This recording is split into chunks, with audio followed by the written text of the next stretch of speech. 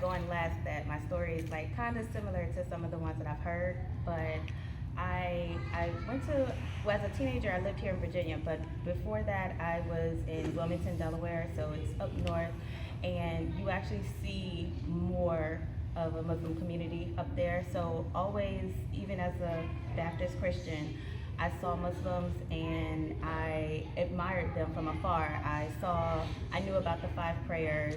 I saw the women with the modesty. So there were things that I admired about Islam. So I remember having questions and not being able to get answers. I remember even an 8-year-old child in like the Bible study asking the question, is Jesus God or is God God? And the answer that we were given was like an iron.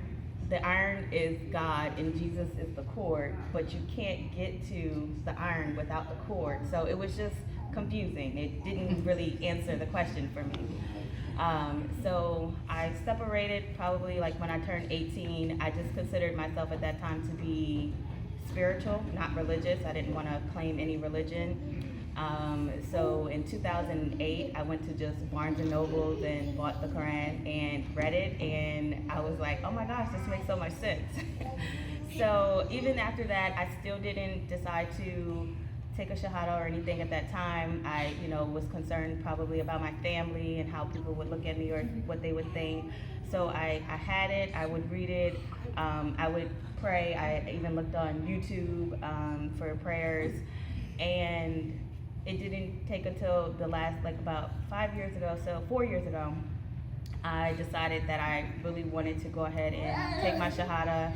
So I did over on Midlothian, and unfortunately I didn't have anything after that. There was nothing. I was just on my own kind of, but reading, praying, different things like that. But I felt like Islam just answered all of my questions. I had a friend that she was thinking about like suicide, things like that.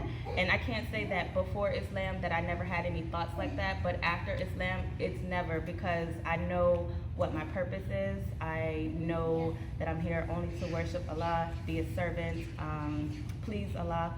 So, all my questions were answered with Islam, and I'm thankful now that we are gonna have this community so I can, reach out to other sisters and not feel alone all the time. In Islam, but I love Islam. Anybody asks me a question, I get excited. I tell whatever information I know, and then I'll just give them a Quran, because I feel like that's the easiest way for someone to, really get their questions just answered if they have any. So that's my story.